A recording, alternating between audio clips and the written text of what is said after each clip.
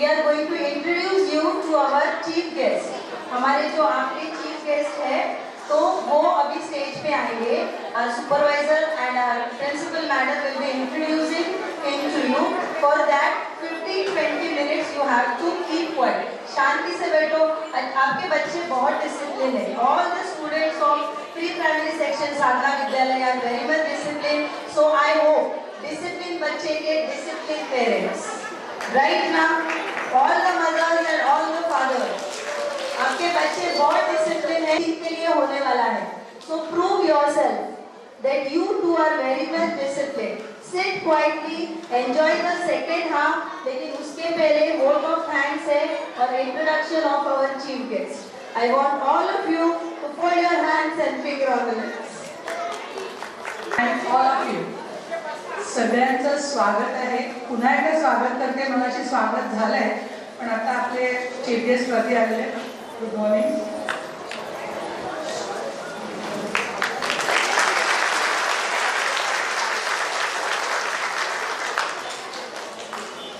I'm sure all of you have enjoyed the program. Enjoy केलं सगळ्यांनी? Before we move to the second half of our program, I would request our madam to please introduce our chief guest. Give the introduction of our chief guest. Good morning, everybody. Once again, I personally welcome all of you. I'm sure all of you are enjoying this colorful event performed by our tiny tots. Many of you must have recalled your school days. Always joy, happiness is to be shared by others with dignitaries, celebrities, and then only it multiplies. So today for this event we have with us a young personality, Mr. Amit Jambhekar ji.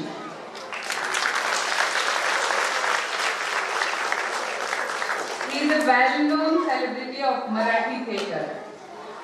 So all of you and me, we welcome him. Mr. Amit ji is arts graduate with political science as main subject. He has also diploma in fire safety. For 8 years, he worked for Mahindra & Mahindra, and since 2010, he is in this field.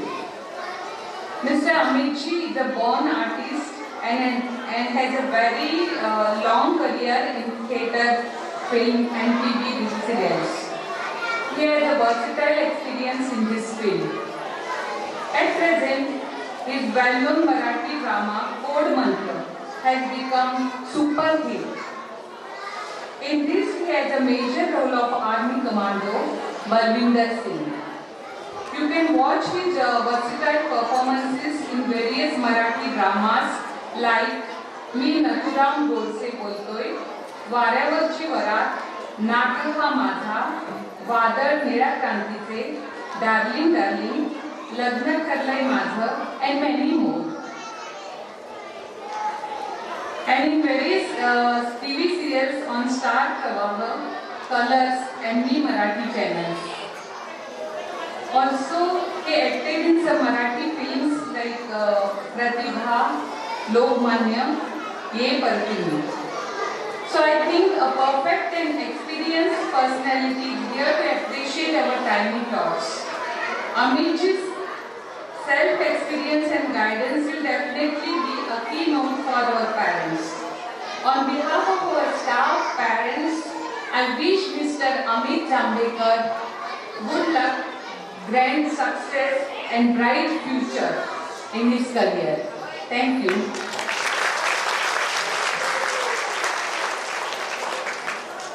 Thank you, madam. Now I request our chief guest to say a few words.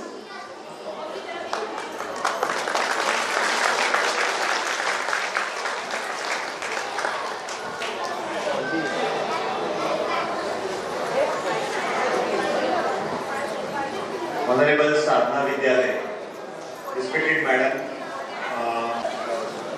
the teachers, non-teaching staff, teaching staff, parents and my dear friends. हे मराठी बोलत चालेल ना? बरं. लहानपण देगा देवा असं आपण लहानपणी म्हणायचं, बरोबर आहे? लहानपण देगा देवा म्हणजे काय? आज मी मोठा झालोय, ठीक आहे, पण मला या लहान मुलांमधनं 3 गोष्टी मिळतात. एक, इनोसन्स. किती इनोसंट आहेत बघा, किती इनोसंट आहेत. दुसरं, नवीन काहीतरी करण्याची क्षमता म्हणजे क्रिएटिव्हिटी. आता मी एक परफॉर्मन्स पाहिला, एक सोलो परफॉर्मन्स पाहिला आणि त्याच्यानंतर टीचरनी इंट्रोडक्शन दिलं की या मुलीने तिची रिंग फिरवायची आहे ती स्वतःहून फिरवलेली आहे, किंवा अदर तिची प्रॅक्टिस तिने स्वतःहून केली. म्हणजे याचा अर्थ काय? क्रिएटिव्हिटी. आणि तिसरी गोष्ट म्हणजे एनर्जी, ऊर्जा. मला या मुलांकडनं ऊर्जा मिळते. आपण आज माझी मुलगी 11 वर्षाची आहे, तिने मला काहीतरी नवीन दाखवलं. बघा, ती छान बोलते, त्याच्यातून ऊर्जा मिळते तिला, म्हणून ती बोलते. असो, आज जर का माझ्या मुलीने मला काहीतरी नवीन दाखवलं तर त्याच्यातून मला काहीतरी क्रिएटिव्ह दिसतंय, मला त्याच्यातून काहीतरी ऊर्जा मिळते.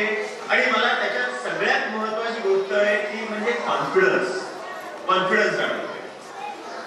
माझ्याबद्दल मी तुम्हाला सांगतो, आज मला गॅदरिंग मध्ये म्हणजे लहान मुलांच्या गॅदरिंग मध्ये मी चीफ गेस्ट म्हणून बोलवलंय. पण तुम्हाला मी सांगितलं तर आश्चर्य वाटेल, पण मला नर्सरी पासून 10वी पर्यंत कधीही गॅदरिंग मध्ये घेतलं नव्हतं. कारण तेव्हा ट्रेंड असा होता की हुशार मुलांना गॅदरिंग मध्ये घ्यायचं. पण आज ती सगळी हुशार मुलं US मध्ये, UK मध्ये किंवा कुठेतरी बाहेर IT इंजिनियर्स म्हणून काम करतात. ते वाईट आहे असं मी म्हणत नाहीये, पण माझं एक सांगायचं मुद्दा आहे की पालकांना मला एक गोष्ट सांगायची की तुमच्या मुलांना किंवा शिक्षकांना मला एक गोष्ट सांगायची की प्रत्येक मुलामध्ये एक चांगला गुण असतो. काही जण उत्तम चित्र काढतो, काही जण उत्तम कविता करतो, काही जण उत्तम अभिनय करतो, काही जण उत्तम डान्स करतो, काही जण उत्तम सिंगिंग करतो. तारे जमीन पर पिक्चर किती जणांनी पाहिलाय? सगळ्यांनी पाहिलाय. तारे जमीन पर आपल्याला काय शिकवतं की या मुलांमध्ये, प्रत्येक मुलामध्ये एक गुण आहे, एक सुप्त कला आहे. त्या कलेला ठीक आहे, अभ्यास तर करायचाच आहे, प्रत्येकाने अभ्यास करायचा आहे, प्रत्येकाने शिक्षण घ्यायचंय, पण या शिक्षणाबरोबर या कलेला तुम्ही जोपासलं पाहिजे. कारण शिक्षण तुम्हाला पोटाचा व्यवसाय देते, पण कला तुम्हाला समृद्ध करते. दुसरी गोष्ट, मला तुम्हाला सगळ्या पालकांना एक नम्र विनंती, म्हणजे त्यात मी पण आलो, की तुमच्या मुलाला वेळ द्या. आज आपल्या सगळ्यांकडे स्मार्टफोन्स आहेत, बरोबर आहे? स्मार्टफोन्स आहेत, पण आपण घरी गेल्यावर, आपण ऑफिसमधून घरी गेल्यानंतर आपल्या मुलांना आपण किती वेळ देतो? प्रामाणिकपणे किती मुलं, म्हणजे आज माझ्या मुलीने येऊन जर तुम्हाला सांगितलं की मला मी असं काहीतरी केलं, तर आपण त्याच्याकडे लक्ष देतो का? आपण बघू, असं नका करू. टीव्ही, मोबाईल या गोष्टी आहेतच, हा आयुष्याचा एक भाग आहे. पण जर का या टीव्ही आणि मोबाईलमुळे जर का तुमच्या मुलांवर संस्कार होणार नसतील किंवा तुमच्या मुलांकडे दुर्लक्ष होणार असेल, तर ते कुठल्याही प्रकारे मान्य नाहीये. सो मी एक सगळ्यांना विनंती किंवा एक सगळ्यांकडनं प्रॉमिस घेऊ पालकांकडनं की याच्या पुढे कमीत कमी आज तुम्ही 10 ते 12 2 तास तुमच्या मुलांचा परफॉर्मन्स द्यायला हवा, बरोबर आहे? घरी गेल्यानंतर किंवा रोज 20 मिनिटं तरी स्वतःच्या मुलाशी बोला. याचं प्रॉमिस घेऊ मी, नक्की? बरं, कोणाच सांगा. दुसरी गोष्ट, आज ही लहान मुलं आहेत बघा, या लहान मुलांना त्यांच्या जन्मापासून मोबाईल मिळाला आहे. मी कॉलेजमध्ये ग्रॅज्युएट होईपर्यंत माझ्याकडे मोबाईल नव्हता, तर मला गरजच नव्हती. ठीक आहे, आज मी मोबाईल वापरतो त्याचं कारण आहे की गरज आहे. एक काय टेक्नॉलॉजीचा भाग आहे, मला कुठे कोणाला फोटो पाठवायचे असतात, कोणाला काही माझे ऑडिशनच्या स्क्रिप्ट पाठवायच्या असतात, त्या मला पाठवायला असतात, ते आहे. पण त्याच्या व्यतिरिक्त एक गोष्ट सांगतो, जी डॉक्टरांनी सांगितलेलं आहे, आपल्या ज्या लहान लहान मुलांचे डॉक्टर्स असतात त्यांनी सांगितलंय की 0 ते 5 या वयोगटातल्या मुलांना मोबाईल देऊ नका. आज सांगा, मला सांगा की आपण लहान होतो तेव्हा आपल्याकडे मोबाईल होता, आपण टीव्ही जरी जवळून पाहिलं तरी आपल्याला लांब ठेवायचे, चल मागे लांबून टीव्ही का डोळे खराब होतात.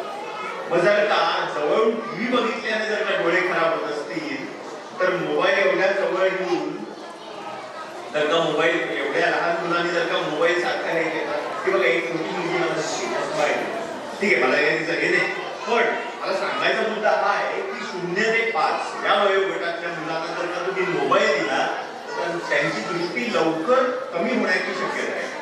त्यामुळे एक प्रॉमिस, आणखी एक प्रॉमिस मला द्या की 0 ते 5 वयोगटातल्या मुलांना कोणीही मोबाईल देणार नाही.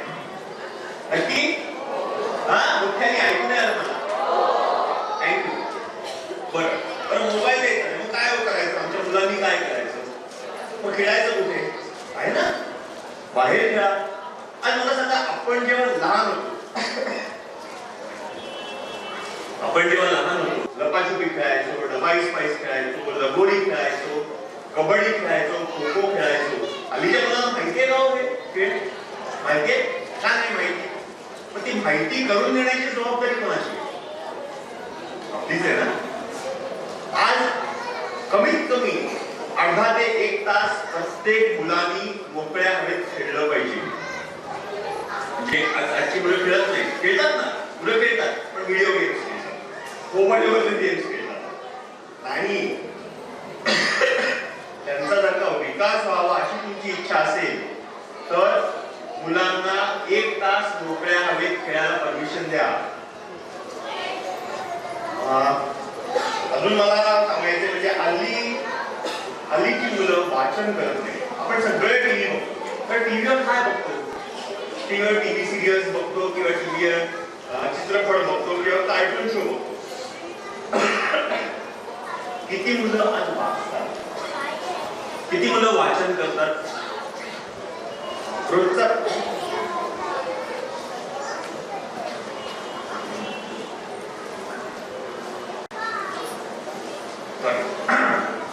आपण आपल्या मुलांना वाचनाची सवय लावली पाहिजे. काहीतरी वाचा, रोजचं वर्तमानपत्र वाचा, आणि नुसतं वाचू नका तर मोठ्याने वाचा. तुम्ही जर जेव्हा वर्तमानपत्र मोठ्याने वाचता ना तेव्हा तुम्ही जे वाचता ते तुम्ही ऐकता, आणि तुम्ही जे ऐकता ते तुमच्या डोक्यात जातं आणि त्याचे तुमच्यावर संस्कार होतात. येते का माझ्या लक्षात? येते लक्षात मी काय म्हणतोय ते?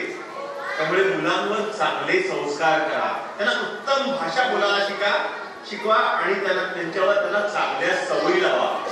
आज आपण मी काही कोणी कुठल्या राजकीय पक्षाचा प्रचार वगैरे करतो याच्यातलं भाग नाही, पण स्वच्छता अभियान आपल्याकडे खूप चांगली गोष्ट आज होती देशात, स्वच्छता अभियान. पण ते कोणी त्याची जबाबदारी कोणाची घेतली? तुमची माझीच आहे ना. आज जर का आपल्या मुलांना आपण सांगितलं की बाबा रे थुंकू नकोस किंवा कुठेही बाहेर कुठल्याही अशा प्रकारची गोष्ट करू नकोस, त्याच्यानी एक समाजात वाईट गोष्टी पसरतील, त्याच्यानी रोगराई पसरेल, या गोष्टी जरा करू नको, हे जेव्हा पालक सांगतील तेव्हा ते मुलांना कळेल. बरोबर आहे? थोडक्यात काय सांगायचंय मला, स्वच्छता अभियान या दृष्टीने प्रत्येक मुलांवर चांगले संस्कार करा, त्यांना चांगल्या सवयी लावा, त्यांना वाचनाची सवय लावा, त्यांना बघण्याची ऑब्झर्वेशनची सवय लावा, बरं चांगलं बघण्याची. आज आपण जे काय बोलतो, आज आपण घरी जे बोलतो ते त्या मुलांमध्ये रिफ्लेक्ट होतं की नाही? बरोबर आहे? त्यामुळे चांगलं बोला. आज जर का नवरा बायको मध्ये संभाषण नसेल, आज बऱ्याच वेळा असं होतं की एक छोटे परिवार असतात, म्हणजे छोट्या फॅमिलीज असतात, समजा 1 किंवा 2 मुलं असतात, आई दिवसभर कामानिमित्त बाहेर असते, वडील दिवसभर कामानिमित्त बाहेर असतात, रात्री एका वेळेला भेटतात ते आणि जेवतात, थोडा वेळ टीव्ही बघतात आणि झोपतात. हा साधारण कमी अधिक प्रमाणात दिनक्रम असतो आपला. टीव्ही आहेच हो, टीव्ही आहेच, पण जर का माझी आई माझ्या वडिलांशी बोलणार नसेल, माझ्या शेजारी कोण आहे ते मला माहिती नसेल, माझे नातेवाईक कोण आहेत हे मला माहिती नसेल तर या मुलांना कसं कळेल? या मुलांना सगळ्या प्रकारची सगळ्या फंक्शन्सना घेऊन जा, सगळ्या प्रकारे एकमेकांना म्हणजे काय म्हणतात त्याला, जी नातेवाईकांची नात्याची सांगड काय असते हे त्यांना पटवून द्या. जर का आई बाबांशी बोलली तर मुलांना आई वडिलांशी बोलायची इच्छा होईल. येते का माझ्या लक्षात? एक छान पर्पज बघितला मी. गणिताचा प्रत्येकच काय म्हणतात त्याला, मी म्हणतो फारच लहान आहे, पण जसा वर्ग मोठा होतो तसं मलाही शत्रू होता आणि बऱ्याच जणांचा असतो. पण मी आता ज्या गोष्टी सांगितल्या आहेत ना त्या जर का तुम्ही पाळल्या तर म्हणजे अभ्यासातला गणित ठीक आहे पण आयुष्याचं गणित चुकून दिलं.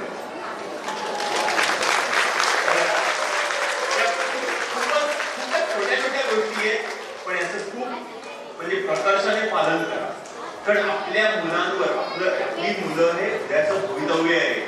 याच मुलांमध्ये कोणीतरी चांगला मोठा माणूस जडलेला आहे. तो एखादा चांगला नेता असेल, एखादा चांगला चित्रकार असेल, एखादा चांगला अभिनेता असेल किंवा एखादा चांगला IT इंजिनियर, डॉक्टर आणि या समाजाला उपयोगी असणाऱ्या व्यक्तिमत्व असेल.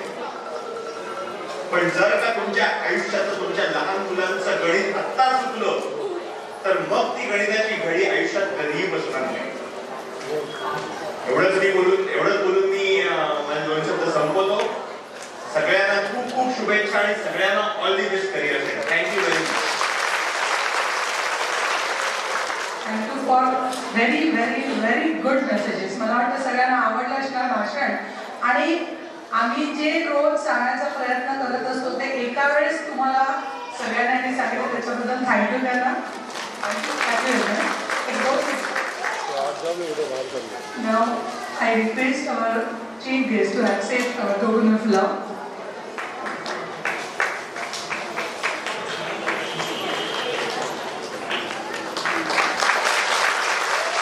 Thank you, Mahari.